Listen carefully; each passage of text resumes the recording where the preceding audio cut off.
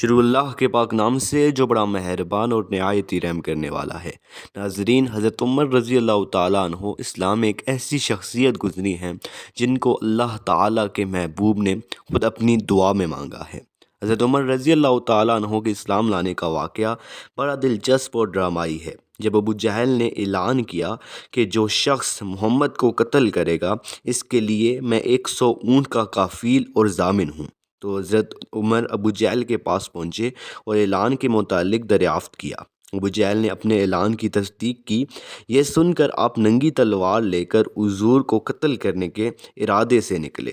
راستے میں آپ کی ملاقات نعیم بن عبداللہ سے ہوئی۔ اس نے پوچھا، دوپہر کے وقت اس طرح گھر سے نکلنے کا کیا مطلب ہے؟ حضرت عمر رضی اللہ تعالیٰ عنہ نے جواب دیا، محمد کو قتل کرنے جا رہا ہوں۔ نعیم نے کہا، محمد کو قتل کرنے سے پہلے اپنے گھر کی خبر لو، تمہاری بہن فاطمہ اور بہنوئی سعید تمہارا دین چھوڑ کر اسلام قبول کر چکے ہیں۔ نعیم کی زبان سے اپنی بہن اور بہنوئی کے قبول اسلام کا ذکر سن کر عمر بن خطاب غصے سے آگ بگولا ہو گئے اور سیدھے بہن کے گھر پہنچے۔ وہاں حضرت حبار بن وارث موجود تھے اور ان کے پاس ایک صحیفہ تھا جس میں سورہ طٰہٰ لکھی ہوئی تھی۔ وہ عمر کی بہن اور بنوئی کو قرآن پڑھا رہے تھے۔ حضرت عمر کی آواز سن کر چھپ گئے۔ حضرت عمر نے گھر میں داخل ہوتے ہی اپنی بہن اور بنوئی سے کہا، شاید تم لوگ صابی ہو گئے ہو۔ یہ سن کر سعید رضی اللہ تعالیٰ عنہ نے کہا، اے عمر، اگر تمہارا دین حق نہ ہو بلکہ اس کے علاوہ کوئی دوسرا دین حق ہو تو بتاؤ کیا کرنا چاہیے؟ یہ سنتے ہی حضرت عمر سعید پر پل پڑے۔ فاطمہ اپنے شوہر کو بچانے کے لیے آگے بڑھیں تو حضرت عمر نے انہیں اس قدر مارا کہ ان کا چہرہ زخمی ہو گیا۔ اس حالت میں بھی بہن نے بھائی کو مخاطب کرتے ہوئے دو ٹوک الفاظ میں کہا، اے خطاب کے بیٹے، تم سے جو کچھ ہو سکتا ہے کر گزرو، ہم تو مسلمان ہو چکے ہیں۔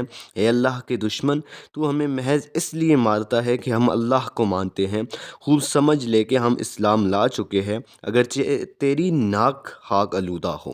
حضرت عمر بہن کی زبان سے اس شیفتگی اور وحالانہ پن کے ساتھ اسلام کا ذکر سن کر نادم ہوئے، پھر کہنے لگے، اچھا وہ کتاب مجھے بھی سناؤ جو تم پڑھ رہے تھے۔ بہن نے کہا، تو ناپاک ہے اور قرآن کو پاک لوگ ہی چھو سکتے ہیں، جو غسل کر کے آؤ۔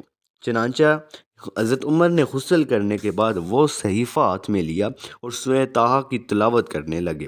میں ہی معبود ہوں، میرے سوا کوئی اور معبود نہیں، بس میری عبادت کرو اور میرے یاد کے لیے نماز قائم کرو۔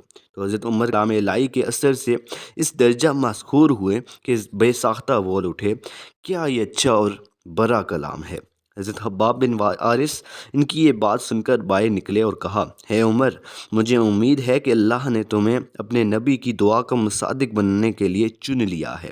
میں نے کل ہی رسول اللہ صلی اللہ علیہ وآلہ وسلم کو یہ فرماتے سنا ہے کہ خدایا ابو الحکم بن ہشام، ابو جہل یا عمر بن خطاب کے ذریعے سے اسلام کی تائید فرما۔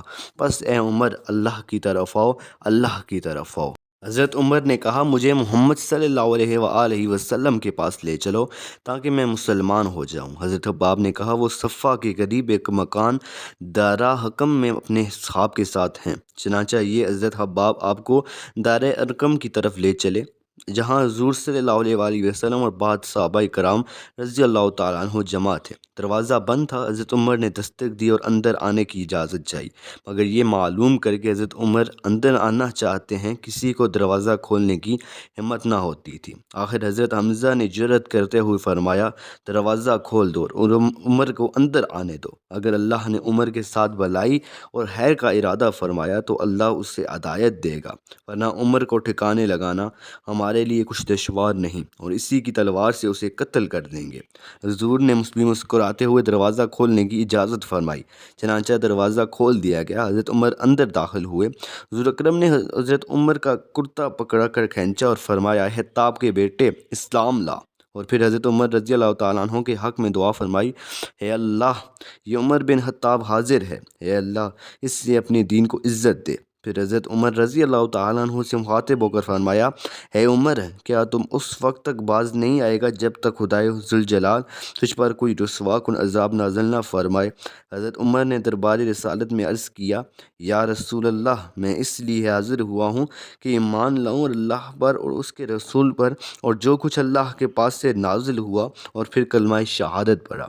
حضرت عمر کے مشرفہ بے اسلام ہونے کے ساتھ ہی دین کی عزت اور اسلام کا ظہور اور غلبہ شروع ہو گیا۔ علی الاعلان حرم میں نمازیں پڑھنے جانے لگے اور اعلانیہ اسلام کی دعوت و تبلیغ شروع ہو گئی۔ اسی روز سے حق و باطل میں نمایاں فرق ظاہر ہونے لگا۔ حضور اکرم صلی اللہ علیہ وسلم نے عمر کو فاروق کا لقب عطا فرمایا، یعنی حق و باطل میں فرق کرنے والا۔ تمام محرمین اس بات پر متفق ہیں کہ حضرت عمر کے اسلام لانے کا اصلی اور حقیقی سبب تو رسول اکرم صلی اللہ علیہ وسلم کی دعا ہے۔ حضور صلی اللہ علیہ وسلم نے اللہ کی بارگاہ میں دعا مانگی تھی، اے اللہ، ابو جہل اور عمر بن خطاب میں سے جو تیرے نزدیک زیادہ محبوب ہو، اسلام کی نعمت سے بہرہ مند فرما اور اس سے اسلام کو عزت بخش۔